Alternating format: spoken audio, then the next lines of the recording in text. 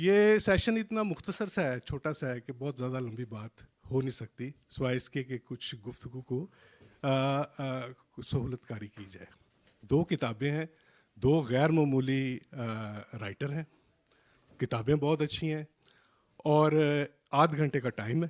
اس آدھ گھنٹے کے ٹائم میں ممکن ہی نہیں ہے کہ کتنی گہری کتابوں کو، اتنی وسیع تناظر پر بات کرنے والی کتابوں کی جو ہے صرف تعارف ہو سکتا ہے، چھوٹے چھوٹے سے سوال، چھوٹے چھوٹے سے جواب ہو سکتے ہیں۔ تو سب سے پہلے جو کتاب ہے یہاں پر، وہ میں اس کا تھوڑا سا آپ کو دیدار کروانا چاہتا ہوں۔ یہ ہمارے بہت ہی غیر معمولی، بہت ہی اچھے ہمارے دوست ہیں، ڈاکٹر عامر بٹ صاحب۔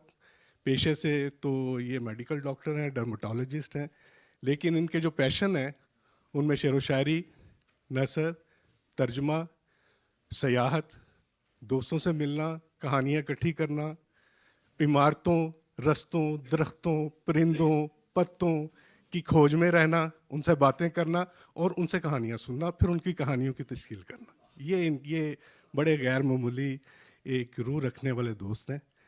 تو انہوں نے پارٹیشن سے پہلے جو ترقی پسند شاعری ہوئی ہے اس پہ یہ کتاب لکھی ہے۔ یہ بہت غیر معمولی کتاب ہے۔ اس میں الطاف حسین حالی سے لے کر ساحر لدھیانوی تک کی شاعری اور ان کے انفلوئنسز کی بات ہے۔ تو سب سے پہلے میں آپ سے درخواست کروں گا کہ آپ آئیے یہاں پر۔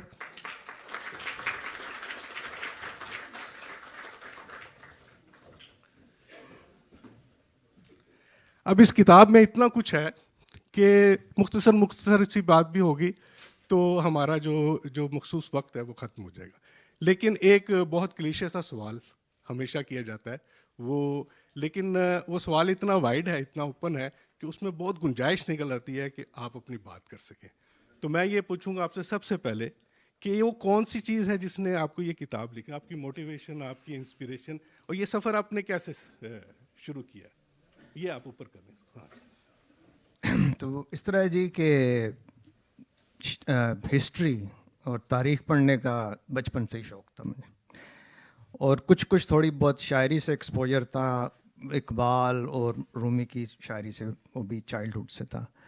پھر جب کالج یونیورسٹی میں آئے تو جیسے ہم سارے لیفٹ اورینٹڈ لوگ تھے تو ہمیں پھر فیض صاحب اور حبیب جالب وغیرہ کی شاعری سے دلچسپی ہوئی، وہ چلتی رہی، اور پھر اور بھی شاعر اس میں شامل ہوئے، ساحر لدھیانوی، علی سردار جعفری وغیرہ۔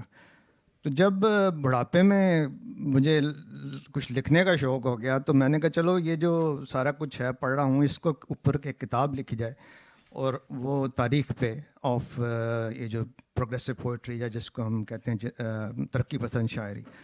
اور اس میں مجھے یہ تھا کہ لاہور کا جو سینٹرل رول ہے، بلکہ میرا تو خیال میں لاہور میں انوینٹ ہوئی ہے یہ پروگریسو پوئٹری، کیونکہ جو آئیڈیا تھا ایسی شاعری کا جو کہ مسٹسزم اور رومانٹسزم سے باہر ہو اور موضوعات پہ ہو، اس پہ سب سے پہلے مشاعرے جو ہیں وہ لاہور میں ہی انجمن پنجاب کے 1870s میں کرائے، جس میں حالی اور آزاد وغیرہ تھے۔ تو اس لیے میں چاہتا تھا کہ اس رول کو میں ہائی لائٹ کروں، اس لاہور کے رول کو۔ اور پھر یہ جو شاعر میں نے اس میں 3 جو شاعر جو کہ میرے قریب بھی ہیں اور لاہور سے بھی ان کا بہت تعلق ہے، اقبال، فیض اور ساحر، تو ان کا جو پوئٹک جرنی ہے اس کو لے کے میں نے کوشش کی کہ اس طرح کی شاعری کے ایوولوشن کو، ارتقاء کو ٹریس کیا جائے۔ تو یہ بیسکلی اس کے پیچھے میرا موٹو تھا۔ پچھلے دنوں میں نے ایک جگہ پہ پڑھا کہ فائز صاحب سے ایک دفعہ منو بھائی نے پوچھا، اعزاز دور کی بات تھی، بڑی سختیاں تھیں، بڑا ظلم و ستم اندھیری رات، جس پہ فیض صاحب نے بہت بات کی ہے، شاعری بھی کی۔ تو منو بھائی نے کہا کہ فیض صاحب یہ تو بہت زیادہ سانس گھٹ گئی ہے، تو کچھ سمجھ نہیں آ رہی کہ کیا کریں، تو کچھ کرنے کی گنجائش بھی نہیں ہے۔ تو فیض صاحب نے ایک بڑا غیر معمولی جواب دیا، انہوں نے کہا کہ عشق کر سکتے ہو عشق کرو اگر اور کچھ نہیں تو کم از کم عشق تو کرو نا۔ تو یہ ایک بہت گہرا سوال تھا، کیونکہ عشق میں جو ہے، جو خاص طور پر جو فیض صاحب کا تصور ہے عشق ہے، اور ترقی پسند تحریک کی شاعری کا جو تصور ہے عشق ہے، وہ ذات کی محرومیوں سے بالاتر ہے، اور وہ ذات کے وصال سے بھی بالاتر ہے۔ وہ کہیں دوسرے انسان کے ساتھ جڑت، دوسرے انسان کے دکھوں اور خوشیوں کو اپنانے کی ایک لہر ہے، اور وہ صرف بڑھتی بڑھتی ایک معاشرہ اور پھر ایک کائنات کی ایک بن جاتی ہے.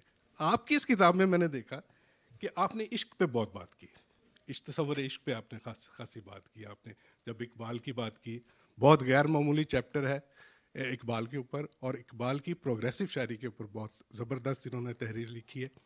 تو آپ کا تصور عشق اس کتاب میں آپ تھوڑا سا ایکسپلین کریں گے کہ آپ اس کو کیسے دیکھتے ہیں؟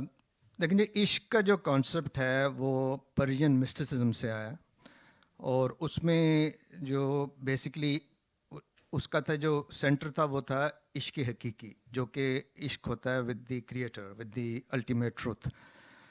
لیکن وہ تو عشق جو ہے اس کی جو کنزیومیشن ہے وہ تو مرنے کے بعد ہی ہوتی ہے. تو دنیا میں لیکن جو ہے آپ نے عشق کرنا ہے اس کو عشق مجازی کہتے تھے, جو کہ جس کا لوور ڈگری میں آپ کہہ سکتے ہیں کہ رومانٹک عشق کو بھی مانتے تھے, اور پھر اس کی جو ہائر ڈگریز آتی ہیں اس میں انسانیت سے محبت, خاص طور پہ ان انسانوں سے جو کہ تکلیف میں ہیں اور جو کہ پس رہے ہیں دنیا میں.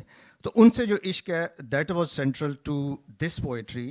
یعنی اس کے پیچھے جو میرا خیال میں موٹیویشن تھی پروگریسو پوئٹری کی, وہ یہی تھی کہ جو دنیا کو بہتر کیا جائے اور دنیا کے حالات کو بہتر کرنے کے لیے آپ جو پوئٹری کریں. تو میرا خیال میں یہ سینٹر تھا, اور یہ تینوں جو شاعر اور باقی بھی جو شاعر تھے اس پوئٹری کے, وہ آپس میں کنیکٹڈ ہیں through the concept of this type of عشق. اس میں ایک بات اور میں کہنا چاہتا ہوں کہ ابھی مجھے لوگ کہتے ہیں کہ یہ تو ناکام ہو گئی, مطلب کیا کیا ان شاعروں نے, پوئٹری کی یا لوگوں نے کوشش کی. تو اس میں یہ کہتا ہوں کہ اس میں جو میں نے اس کا ایک جملہ ساحر کے شعر کا اس میں اس کے ٹائٹل میں ڈالا ہے, کچھ خار کم تو گر گئے گزرے جدھر سے ہم. تو وہ پورا شعر ہے, مانا کہ اس زمیں کو نہ گلزار کر سکے, کچھ خار کم تو کر گئے گزرے جدھر سے ہم. تو میں سے کہتا ہوں بیسک فلاسفی یہ ہے کہ آپ کوشش تو کریں نا. آپ کوشش کرتے ہیں تو کچھ تھوڑی سی تو بہتری ہوتی ہے. اگر آپ کوشش نہیں کریں گے تو وہ بھی نہیں ہوگی. تو وہ یہ بات نہیں ہے کہ آپ کیونکہ دنیا کو نہیں بدل سکتے اس لیے آپ کوشش کرنا ہی چھوڑ دیں. تو اس لیے that was the concept behind this type of poetry, جو میرا خیال ہے. جی بالکل. اور آپ نے بالی ووڈ کے حوالے سے بھی کافی بات, پری پارٹیشن جو ترقی پسند شاعری میں جو کردار تھا بالی ووڈ کے اندر, اور جس طرح انہوں نے ری شیپ کیا, معاشرے کو انفلوئنس کیا اور وہاں کی آزادی کی جدوجہد کو متاثر کیا, اس کے حوالے سے تھوڑی سی بات کیجیے. کہ پری پارٹیشن بالی ووڈ کا تو مجھے میرا خیال تھا کہ جو بالی ووڈ کی جو اردو کے جو بیسکلی تھا نا, اس میں یہ تھا کہ میں نے اس میں کوٹ کیا ہے کہ چونکہ پاکستان اور انڈیا بن گئے تو Urdu was under threat in India. تو اس میں بالی ووڈ کی جو کہ سارے گانے اردو میں ہوتے ہیں, تو that saved Urdu from extinction in India. تو وہ تو میرا تو اس میں کانٹیکس تھا. میرا خیال ہے پری پارٹیشن میں تو ساحر کی کچھ وہاں بالی ووڈ میں ہے, اور تو وہی I don't think that was a big role جو میں نے اس میں لکھا. ہاں جی. اور ترقی پسند تحریک سے وابستہ لوگوں نے بہت انفلوئنس کیا, بہت زیادہ شیپ کیا اس جو کہ بہت بڑا ایک انفلوئنس تھا اس وقت کے عوام کے لیے. اب یہ ہے کہ آپ کی کتاب میں کچھ بڑی غیر معمولی چیزیں بھی ہیں. مثلا ہم عام طور پر اقبال کو بڑے ڈفرینٹ ایک اسلامسٹ موڈ میں لیتے ہیں, اور ہمیں لگتا ہے کہ جو ہے اس کو ترقی پسند کہنا ایک مشکل بات ہے. لیکن آپ نے اس کتاب میں ایک بہت بڑا ایک چیپٹر اقبال صاحب کا دیا ہے. پھر آپ نے ایک جگہ پہ کہا ہے کہ ساحر اپنی انفلوئنس میں جو ہے اس کی آؤٹ ریچ سب سے زیادہ ہے متاثر کرنے, نئے اذہان کو متاثر کرنے میں.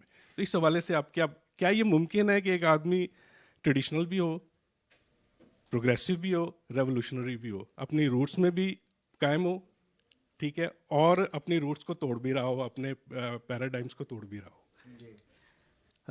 اقبال میرا خیال میں شاعری کی دنیا میں اس سے بڑا کنٹروورشل سبجیکٹ کوئی نہیں ہے, کیونکہ وہ ہر آدمی اپنی طرف سے اس کو پیش کرتا ہے. پہلی بات تو یہ ہے کہ اقبال کو لوگ کہتے ہیں کہ یہ اسلامسٹ ہے, اسلامسٹ تھا. تو اس میں فرسٹ تھنگ از کہ اسلامسٹ کیا ہوتا ہے, بلکہ یہ ہے کہ اسلام کیا ہوتا ہے. تو ایک تو آپ اسلام کہہ سکتے ہیں جو کہ ٹریڈیشنل ہے کہ جی یہ ہے, آپ نے یوں کرنا ہے, اتنا ثواب ہے اور یہ آپ کی جنت پکی ہو رہی ہے. تو اور وہ اس میں آپ کو سب پتہ ہے آپ نے کیا کرنا ہے, اور نہیں سمجھ آتی تو شیخ سے یا ملا سے پوچھ لو. ایک تو یہ اسلام ہے، لیکن اس اسلام کا تو اقبال سخت خلاف تھا. اقبال تو کہتا ہے کہ تقلید کی روش سے تو بہتر ہے خودکشی، رستہ بھی ڈھونڈ خضر کا سودا بھی چھوڑ دے، یعنی you find out your way. اور اس طرح اقبال کہتا ہے کہ جس میں نہ ہو انقلاب موت ہے وہ زندگی. تو اس اقبال کو میں کہتا ہوں کہ وہ پروگریسو تھا. ہاں وہ اس کے اور آئیڈیاز بھی تھے جو کہ ٹریڈیشنل تھے، لیکن وہاں پہ تھا.